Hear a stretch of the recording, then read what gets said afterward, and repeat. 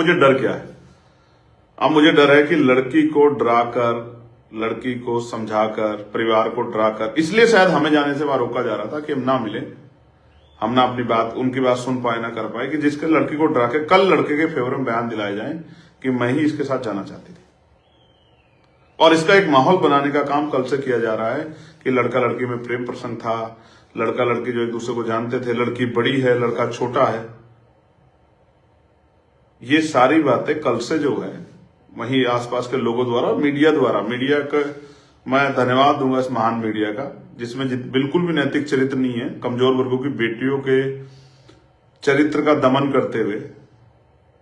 ये भी एक तरह का नोचना होता है, जिस तरह का जो है वो मीडिया कर्मी कर रहे हैं, उनमें सब्र नहीं है, उनमें हिम्मत नहीं है जानने की, लेकिन उनको वो किसी भी अरे गहरे कहीं बाइट चला के ये बताना है कि लड़की गलत है।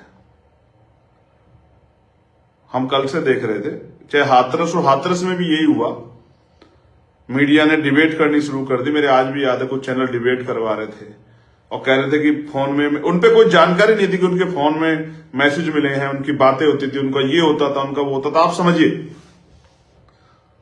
आप समझिए पूरा नैरेटिव क्या, पूरा नैरेटिव उस परिवार को गलत बनाने का है। और ऐसा क्या है उस गांव में जहां कल सब लोग चले गए थे कि वहां एडवोकेट चंद्रशेखर आजाद, जो दलितों का ही, क्योंकि दलित सीट से जो है, रिजर्व सीट से, मतलब रिजर्व सीटों का से चुनाव व्यक्ति जो उन्हीं के प्रतिनिधि के रूप में उनका नेतृत्व करता है, उसको गांव में ना जाने दिया जाए, ये किसकी नाक का सवाल बना हुआ था। और जितनी मैं समझता हूं ये हिम्मत डिस्ट्रिक्ट लेवल के अधिकारियों, डिस्ट्रिक्ट लेवल के नेताओं में या अधिकारियों में तो नहीं थी। जहां Ghaziabad police, Saharanpur police, Meerut police, Hapur police, तमाम एक इस तरह का मतलब संगठित जो है एक वो चला रहे थे, मूवमेंट चला रहे थे कि चंद्रशेखर वहां नहीं पहुंच जाए। ये क्यों था? इसका एकमात्र कारण मुझे नजर आता है कि परिवार दहशत में है, परिवार डर में है, और परिवार चंद्रशेखर आजाद से ना मिले, और परिवार को जिस तरह का दबाव बना जा रहा है, वो दबाव बनाने में पुलिस प्रशासन और वहां के लोकल लोग कामयाब हो जाएं,